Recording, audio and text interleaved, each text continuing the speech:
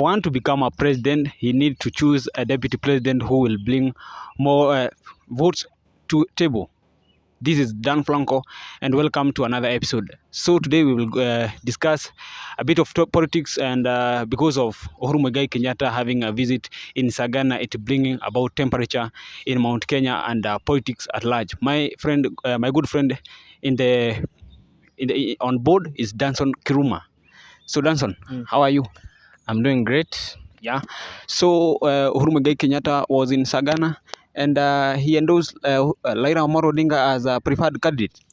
Yeah, I think this will go down as one of the most painful political betrayals in the history of Kenya. Two gentlemen who worked together in 2013 and 2017 and now is going to endorse another candidate.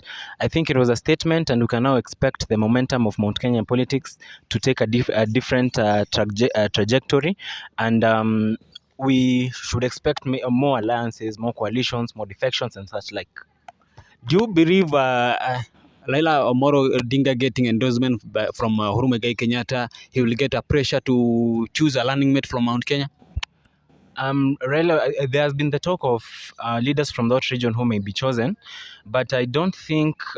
Okay, it would make sense on one hand, because he worked with Nankikuyu in his last bids, and right now it would make more sense to choose one from the Mount Kenya region, from the vote-rich Mount Kenya region. I think the likes of Peter Kenneth. I think President Kenyatta gave a subtle hint of Peter Munya becoming running mate by saying the good things that he had done. So these are some of the things which may happen. And Kalonzo Musyoka anticipates that he will get into an agreement with like-minded people. And I think those words are seemingly targeting Raila Amolo Odinga. If Kalonzo Musyoka joins Azimio la Umoja, the chances of a running mate coming from Mount Kenya, they will be a little bit, or they will shrink.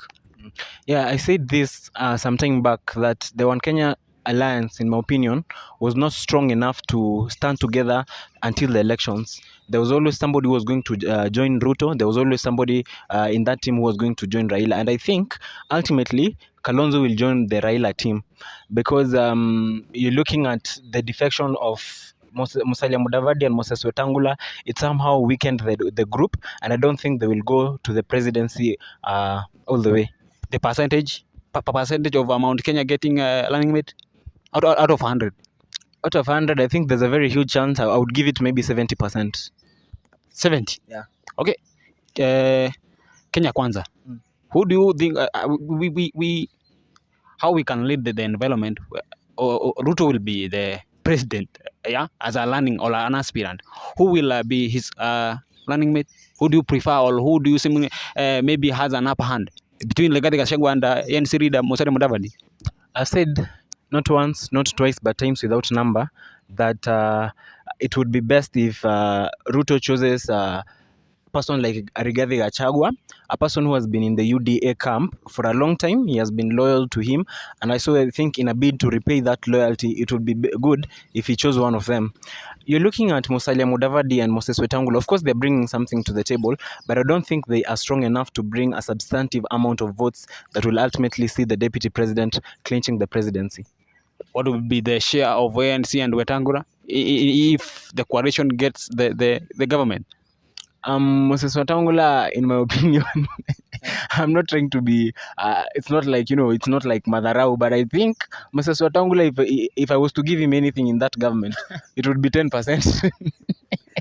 And then at least Musalia, his is not also that much, but at least I would give him at least 30 or 40%. But for Moses Wetangula, forgive me. The Ford Kenya with the logo of Orion, so you say they survived because of zoning?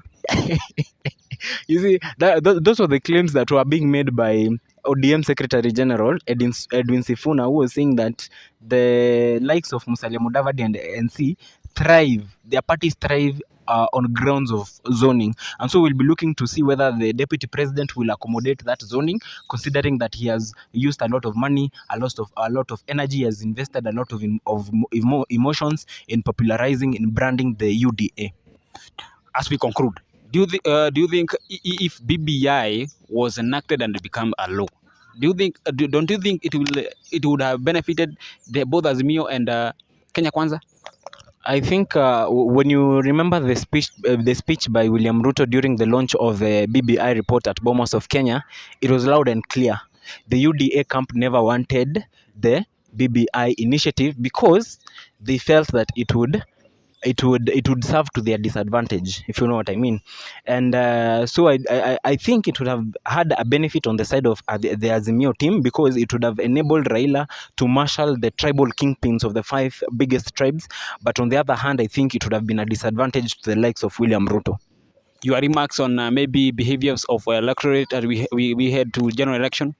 Yeah, the electorate right now, it is that moment when some of them are in dilemma, because one political group says, if you choose me, I will do this. The other group says, if you choose me, I will do X. And so we are supposed to be very cautious in as much as we are heading into the political period. Let us not forget that unity is one thing that we have to uphold, one thing that we have to hold dear. Thank you. We'll be having such a comprehensive conversation here. This is Dan Franco show, and I hope that you will subscribe to our channel. Goodbye for now.